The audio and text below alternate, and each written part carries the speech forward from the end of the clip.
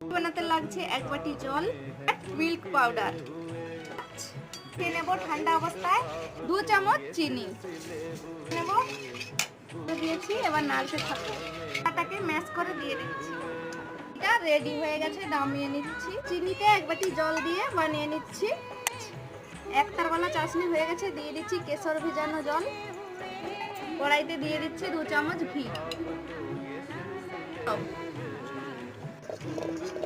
দিয়ে খুব সুন্দর রেসিপি করা যায়। তো আপনারা চেলে দিয়ে দিচ্ছি, ঘোল বানিয়ে নেব। ঠান্ডা জল দিয়েই গুলাতে হবে আর কড়াইয়ের মধ্যে ঘোলটা রেডি। সাদা তেল দিয়ে দিচ্ছি, রেডি। একটু নেব আর এভাবে ফেলবো। চাশনি দিচ্ছি, রাবড়ি, তার বাদাম।